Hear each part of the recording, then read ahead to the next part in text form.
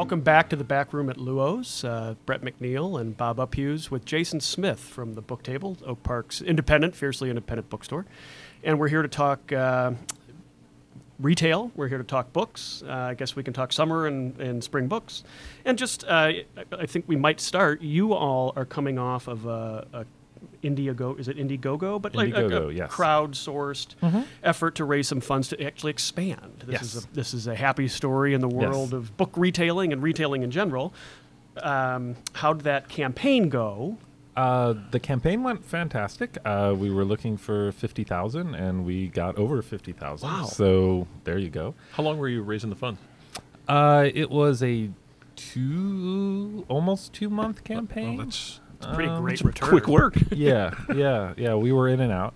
So yeah, we have a great feeling of manifest destiny. So we're going west, and as I expand around my middle age, we're expanding the store. Yeah. So and it's not your first. It's not your first expansion, right? I mean, this is your second expansion. Technically, we're actually going home. Right. Okay. You're going to the original space, right? This was the original space. Years ago, we opened the original store 15 years ago. And the address is. Why don't we let people know where this place is? Yeah, it's 1045 Lake Street, right in downtown Oak Park, right across the street from the Lake Theater. So 15 years ago, we opened the original store.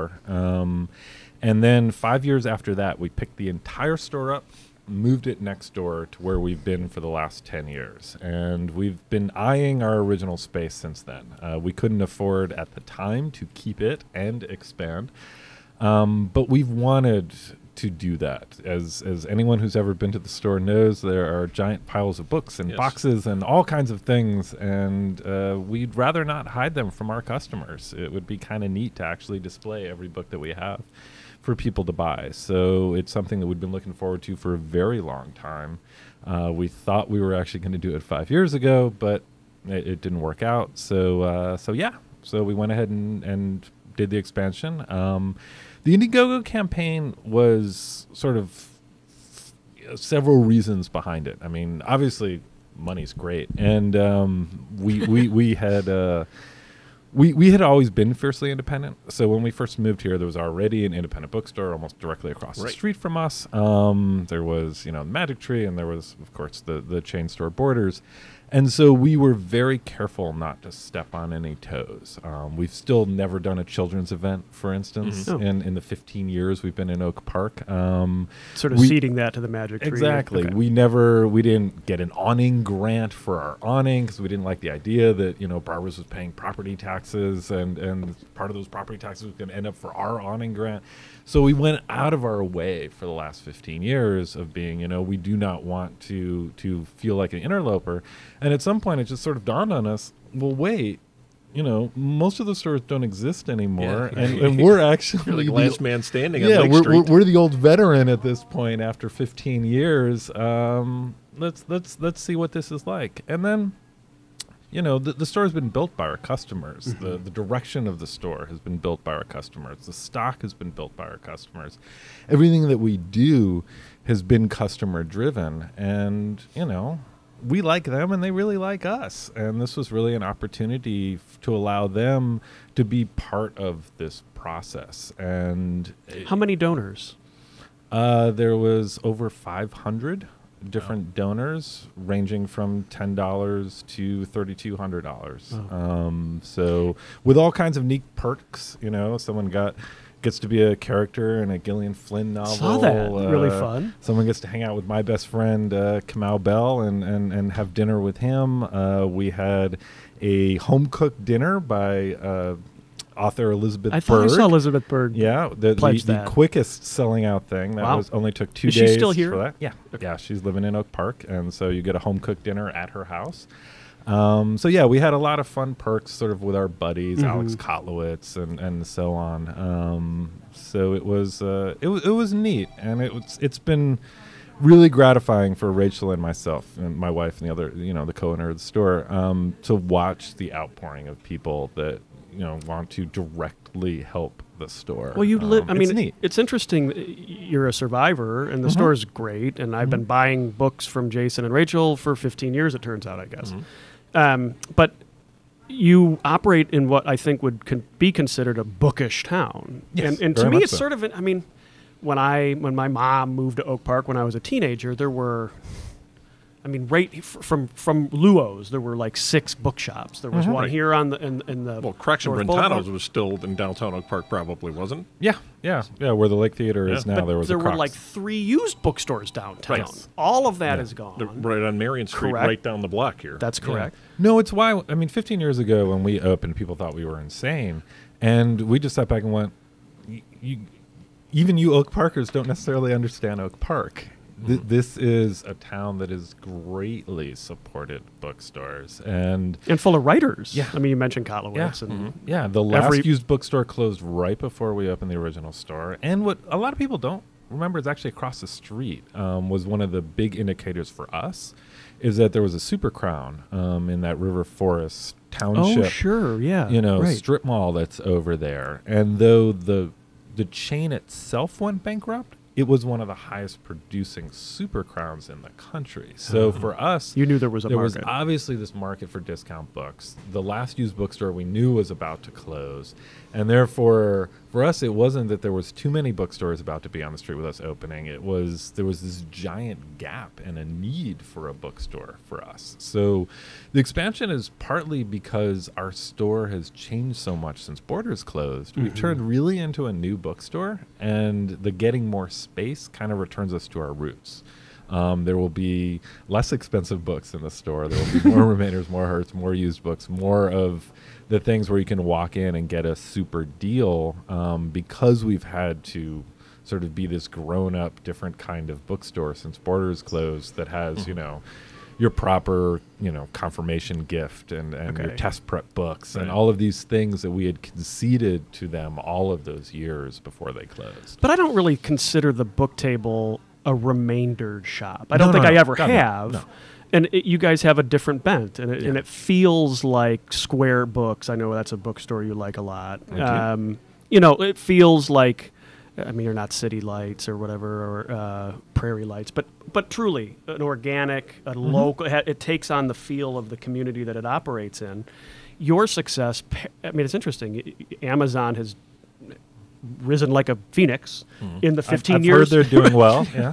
So, but you have a really strong foot traffic. Yeah. Without parking, I should also add. How? Obviously, village officials would greatly object to the idea of no parking with all of these as a great parking customer- garages that have plenty of spaces in it and are free for the first hour and a half that you park in them. Okay, stipulated, but you're operating on a busy corridor with Very limited much so. parking, and this is a huge success in a town with not many retail successes. I'm just going to say it. I mean, look around, lots of vacancy and repeat vacancy. Well, there's been a problem in retail, and Amazon and the internet in general is that problem in retail, is that everybody took a hit. So if you had an existing store of any kind, a boutique, whatever, let's say you lose 20 to 30% of your business to the online world.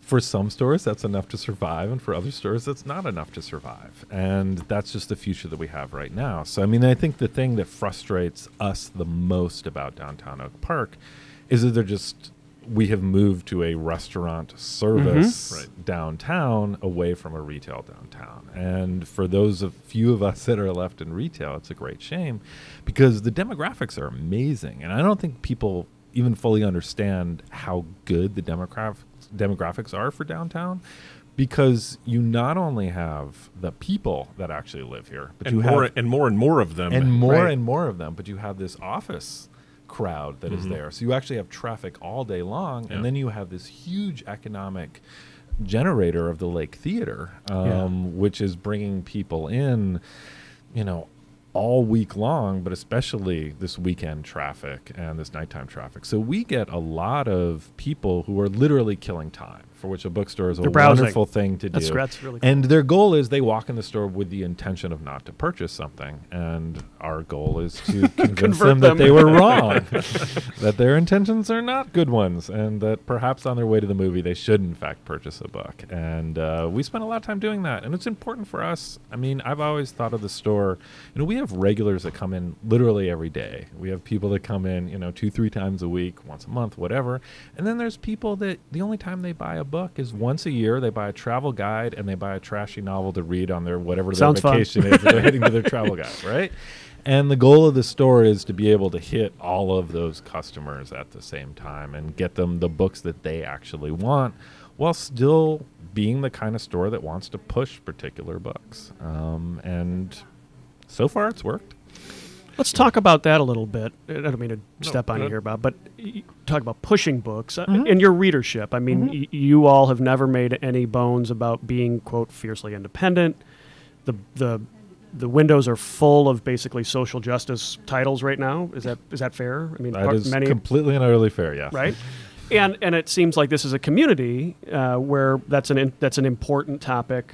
I don't know that you're pushing an agenda as much as you are maybe responding to a local interest in need, but we opened the store in Oak Park for a reason. We didn't open in Hinsdale. Yeah. We didn't open in Naperville. We didn't open in Arlington Heights. So I will say that when we originally opened the store 15 years ago, there actually was more balance to the political offerings that we had in the store. And once again, it was the customers that dictated that.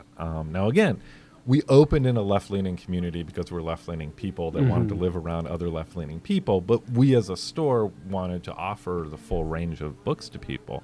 But yeah, at the moment, I think as we hit day 485 of the Trump presidency. Not that you're counting. Not that I'm counting.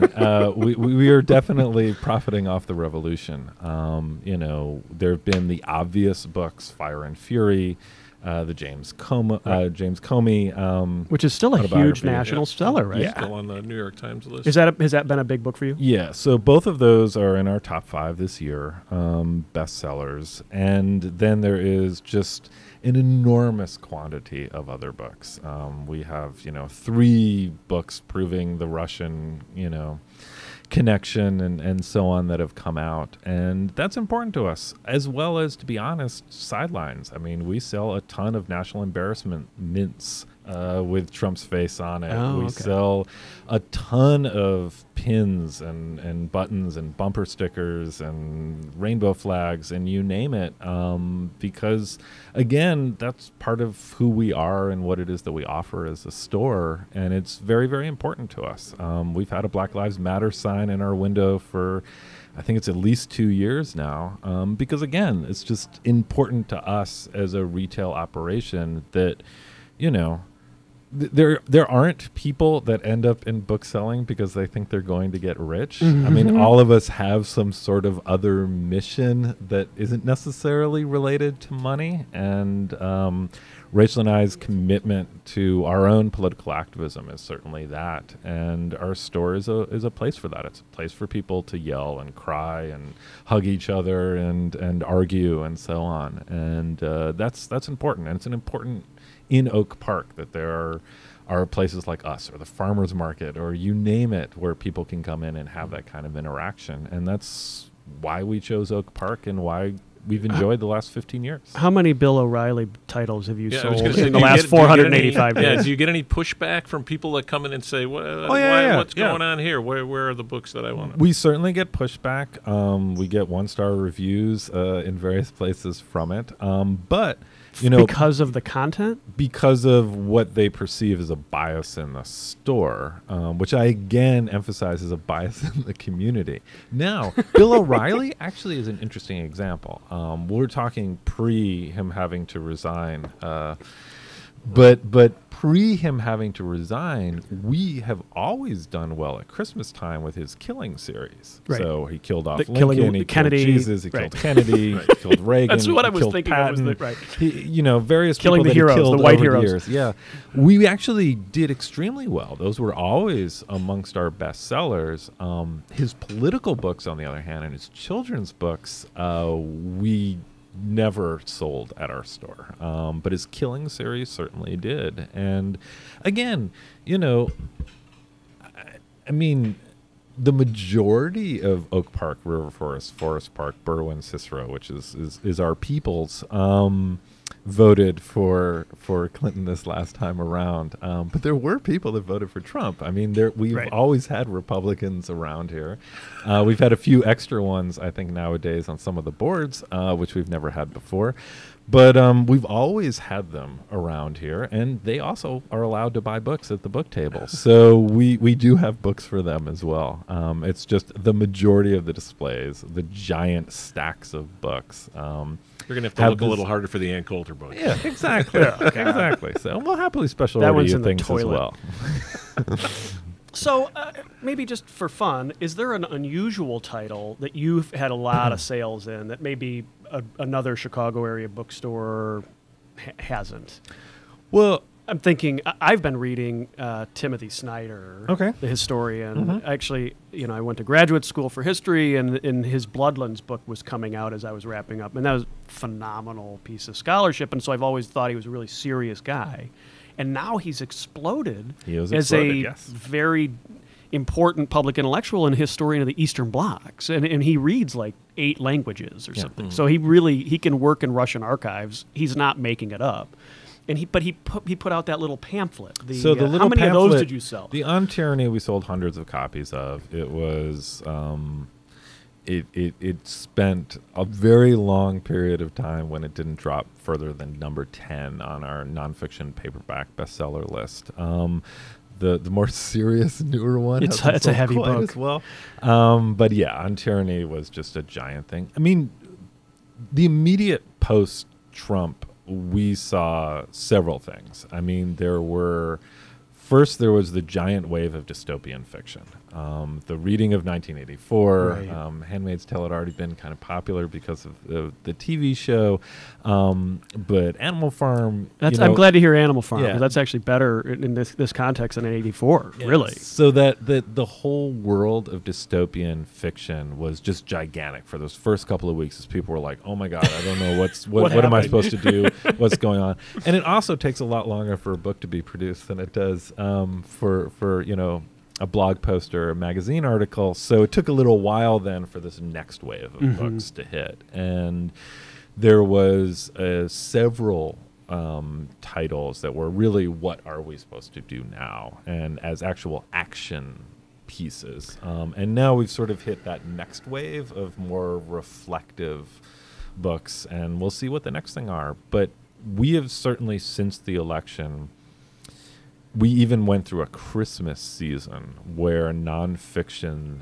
has completely dominated the store. Well, and that's the moment. People seem to be ready for distraction yet. People are focused. And I'm really glad to hear that. I think we all live in this state of fear. We walk around with our phones, and several times a day we get news alerts, and we have no idea, what horrible thing has happened at now. 5 or 6 o'clock every day, I'm wondering, okay, what bombshell is coming Exactly. out? We're all on edge. We're all freaked out, and we have no idea what's going to happen next. And we're not really ready for distraction. That doesn't mean we don't. Obviously, we sell a ton of fiction, but our bestseller list, we split it up, so we don't actually share what the real bestseller list is, right? That doesn't split up fiction and nonfiction, paperback and hardcover. But the real bestseller list that just goes straight down is so nonfiction dominated and has been since November that it's unbelievable. And is there a dominant author or a couple of authors on that list that people are turning to either for how-tos or for I think sucker? A lot of it is sort of what we've discussed already. I mean, it's Fire and Fury, James Comey, and then the big one at the moment is the John Oliver kids book, which is a great kids book in and of itself. It doesn't need to, in fact, be political. It doesn't matter that it's a satire of a different book, but that has been a giant bestseller for us. And that doesn't mean that the other stuff isn't happening. I mean, it's about to be graduation season, so we're also selling all the regular graduation stuff that we do. There's a big Carl Hiaasen graduation book right now. It's the new thing for commencement speeches to be printed as books, and we do a giant business in that. So yeah, I mean, all these other things are happening. I mean, we sold a lot of Easter books at Easter, and so on, and there will be, you know, diversions in fiction throughout all of summer, as is the way in the publishing industry. But the focus, certainly, of people every day in the store has been the next political book that everyone wants to talk about or just buy. I mean, I think Fire and Fury was an example of that. I think there was just, I don't know what to do. I'm spending $20 on this. Buy this I'm book. counting myself among the buyers. And I feel that in and of itself is a political act that we happen to profit off of. But that in itself is something, because I think we all feel so powerless and so confused about what the future is going to bring, that anything that we can do that feels like actual action, I think makes us feel a little bit better. And to that point, I mean, I spent some time thinking about Twitter outrage, and that's a thing, that's a force, right? But it's also, I think, really limited except in its ability to make you unhappy. And so maybe having a space, like literally, you're not an anarchist bookstore, but like that sort of, you come into the book table and there are other people maybe feeling the same way, and maybe you talk to that person as you're flipping through the pages of Ta-Nehisi Coates or whatever. Yeah, and I think it's important, and it's important. It's important for Oak Park to have places like that. You know, it is important for Oak Park to have places where we can all interact, and it's just part of being an honest-to-God community as opposed to a pretend community. And when you came here, I feel like we're one of those places. When you opened and there were 6 bookstores downtown, did you imagine becoming literally like a pillar of the Oak Park community? I mean, your store, it's a hub. Yeah, I mean, we were the funny people down the street, and we always pictured ourselves as the funny people down the street. I mean, Rachel and I are both, you know, odd personalities. You know, you don't end up as professional booksellers as I don't know, regular people. So yeah, I don't think we first saw that. I think we were very shocked and saddened when Borders closed, and the reaction of the kind of store that we had to be, the kind of people that we had to be, all of that to absorb. That's interesting. And I have to say, you know, I have to give a lot of credit to our staff over the years, where we spent the first 10 years where it was Rachel and Jason and a employee that sort of wandered around. And for the last several years, we have trained and had help training. We have a manager by the name of Javier, who's like Rachel and I, has been doing this for, you know, over 25 years. He's a veteran of Chicago bookselling, and he has trained our staff to be bookselling warriors. So their ability to discuss books, their ability to, you know, do staff picks constantly, the conversations that they have amongst themselves, even without customers throughout the day about, you know, what they're reading now, what they're reading in the future, and so on. They're better than Rachel and I in a lot of instances at this point as being full-time professional booksellers, and that has been, you know, fantastic for us, because there's certainly been times in our 25 years where we didn't know if there would be such a thing as professional booksellers in the future. Well, I mean, and I was going to ask, why is it? I mean, I'm guessing you've thought about this a lot. Why are you still around? Borders crumbled to the ground like in an incredibly rapid fashion. Right. Barbara's Bookstore vacated Oak Park. You know, the pressures from Amazon and so on have to be felt every day by you. Or digital books. Right, or digital books. How did you manage to not only survive, but you're expanding? Well, so there's a couple answers to that. First of all, we're not an anomaly. Right. There have been, our organization, the American Booksellers Association, has added, I think, close to 300 new stores in the past 2 years. Oh, that's interesting. Chicago itself has added at least 6 stores in the last several years. There has been, partly because of the bankruptcy of Borders, there is giant pockets of this country that need a store, and Barnes & Noble certainly isn't going to be the thing that's going to fill that. Borders went bankrupt because of debt. Yeah. Borders went bankrupt because they were owned by Kmart. Borders went bankrupt because each of the times that they flipped over from being owned or going back to being public and so on, they acquired the sort of debt that is not sustainable as a business. It has nothing or almost nothing to do with Book buying. The industry books. itself, right? It had to do with their circumstance. Yeah. They began as a fabulous college bookstore, Lewis and Tom Borders, going from college town to college town, building the size of stores that most people had never seen before, Right. and they were fantastic. I'm a huge fan of early Borders. It was a place you could walk in and be, new in university publishing. It blew my in- mind. in small presses. Yeah. And you could get, at that time, international newspapers. They had German language newspapers in Oak Brook in like 1990. Yeah. That was shocking. I mean, Yeah. coming Yeah. from Crocs or something like that. Yeah, so I mean, I have nothing but respect for those early days and the end days. Though they had decimated the stores, the buying staff that was in Ann Arbor, Michigan still, and many of the managers across the country, and a lot of the booksellers were great booksellers. They were just in a poisoned company.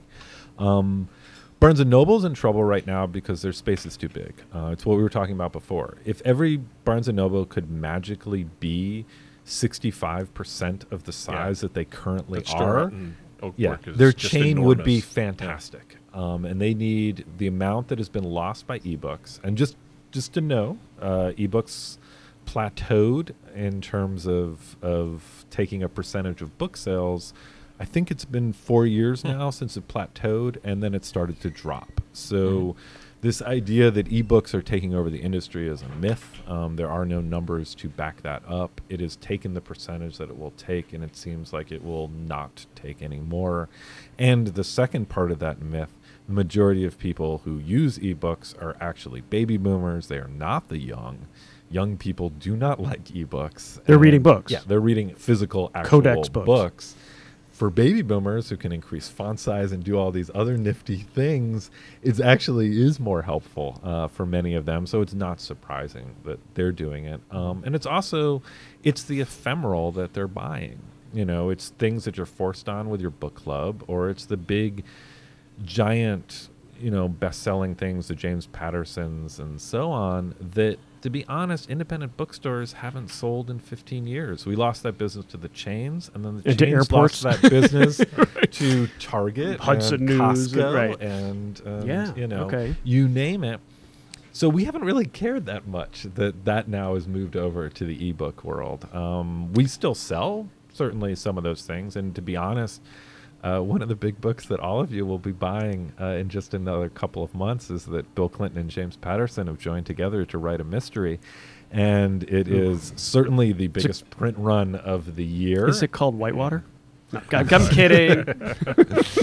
And I assure you, many of you who have never read a James Patterson are going to find that in your hands being read, because it will be one of the most talked about books of the year. I haven't read it yet. I'm going to try not to prejudge it, but I assure you it will be on our bestseller list. Well, I'm really actually kind of glad as a proud Luddite that ebooks are in retreat. I've never owned a reader. It seemed faddish. I also never liked the notion that they update the books, and so they'll strip, like if there were objectionable content or copy. Well, you don't own them. I mean, that's correct. the biggest It's thing. like you're You do renting. not own it, You're right. renting characters. Yeah. And maybe this is a sociological question, but is there? One, I just like having a book. It's easy. It's really easy to just, and I can get it out of the library. I can buy a book from you. I can sell it. What do people say to you as they come in to plunk down their $15 or $20 on a New York Review of Books title that is a hardcover? Are they expressing are they endorsing a print book over something else, or they like this format? It's a winner. It's old. Well, it's a lot of things. I mean, I think first off, I think everyone was confused about the difference between the book industry, the music industry, and the newspaper industry. And I think people, just as a society, we didn't understand, right?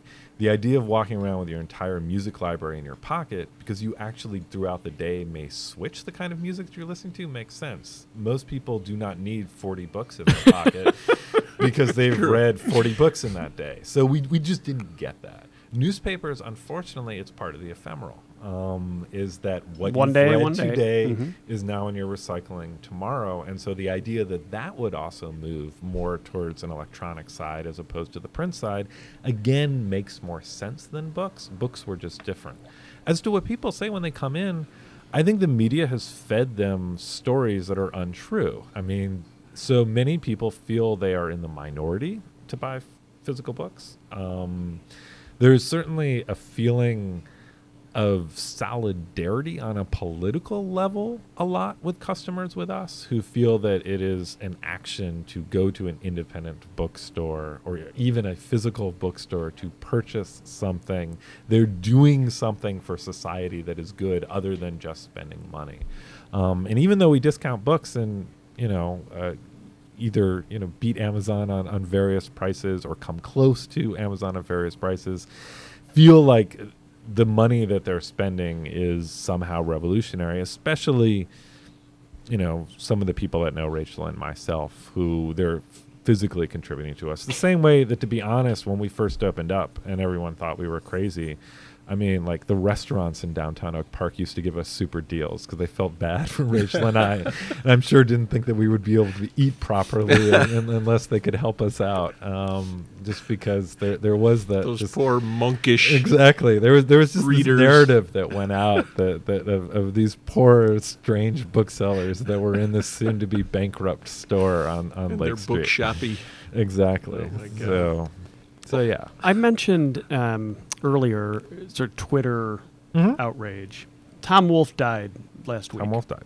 And his new journalism was absolutely electrifying for me when I was like 25 years old. I taught no pun intended. The electric Kool-Aid correct. acid test? Yeah, right. I taught the right stuff for one of the composition classes I was teaching in college. Could not believe that writing. And obviously he aged and his relevance in popular culture may be changed.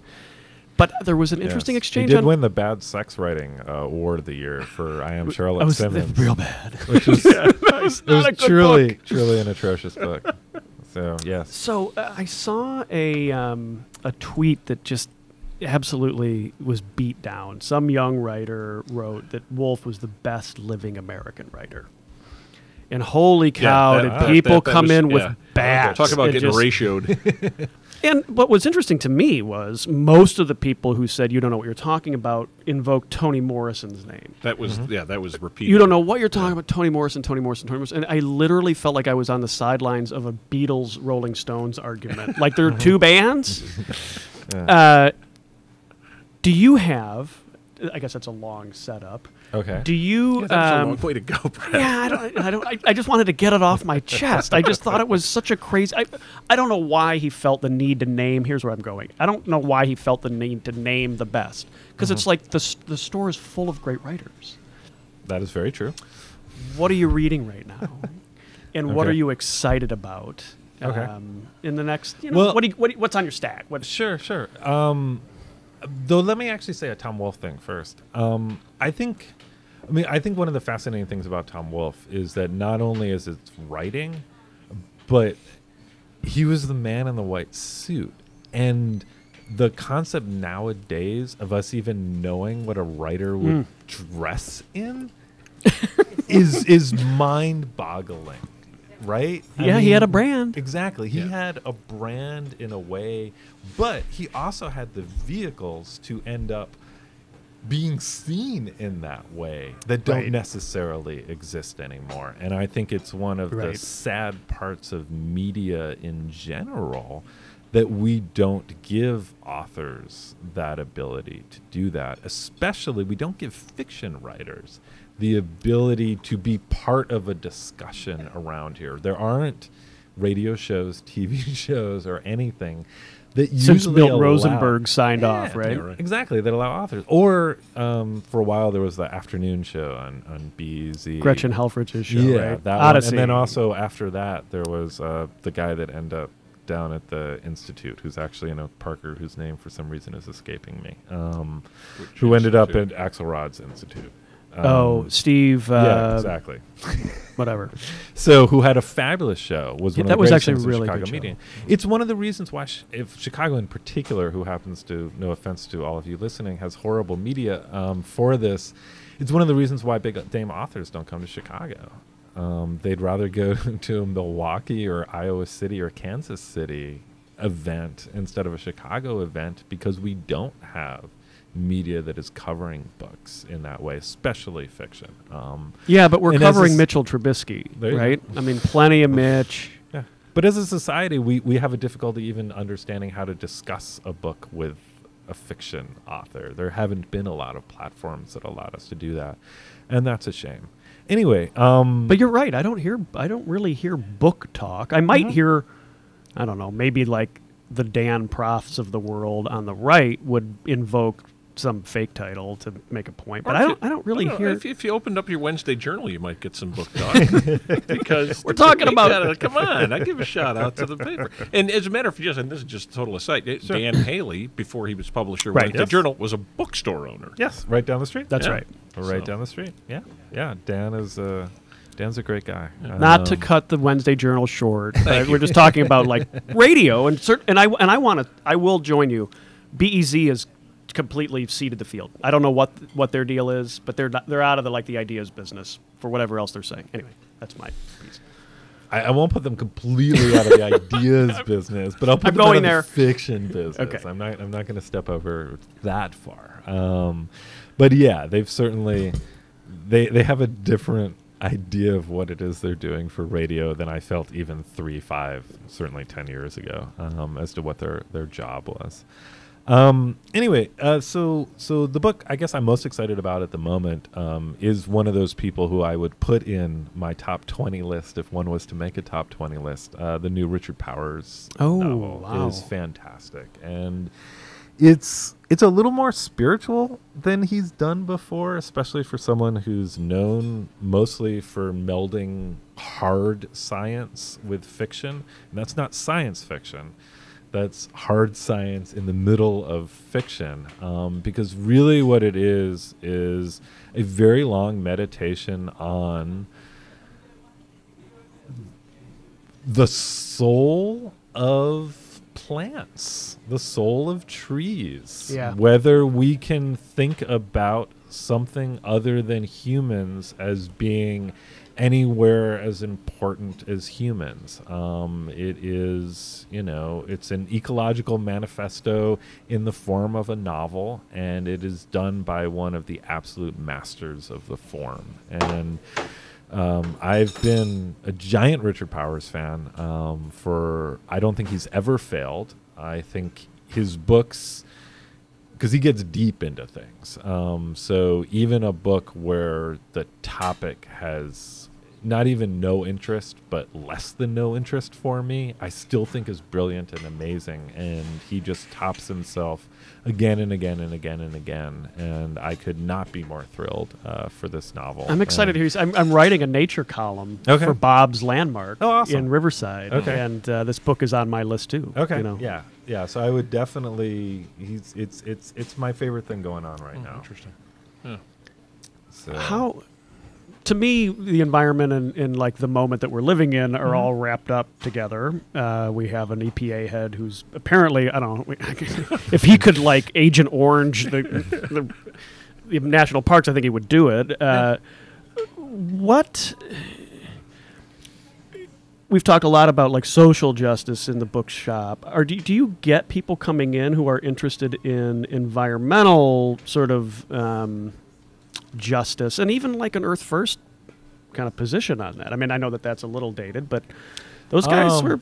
Well, I won't name super radicals, but yeah, I mean, we have a very dedicated group of environmental activists who are in our store. I'll shout out one, Peggy McGrath, who's fantastic, and just ran a film series and is always on the forefront of what's going on, and several other people who are doing nonstop activism every day certainly come through the store. And Oak Park is, we are left-wing activists in all various ways, and we certainly don't leave environmental activism out. So yeah, you know what, Oak Park is on the forefront. What I'd like to do is kind of circle back to where we started a little bit, because what I want to know is now, okay, you've done your fundraising, you've had the sign in the next door space about the intention. So when are things happening? So the plan is that July is when we will be open. We've already begun the work, and some of it's not as difficult as the first time around. To be honest, we left a lot of our original store there in terms of things that we'd already spent money on. The electrical and things like that, where it's not as expensive as the previous two expansions in certain ways, and then obviously there's been inflation, so everything's a little bit more expensive this time around. So yeah, we plan to be open in July. We don't have a date because things always take longer than you would ever possibly think that they could take when it comes to anything having to do with building. But yeah, we're looking forward to July. That's great. Well, why don't we end it there? I think we'll both be there. Yeah, right. Really looking forward to seeing the new Looking forward to space. And Jason, thanks for your time today. Thanks, I appreciate it. Absolutely. It's been fun.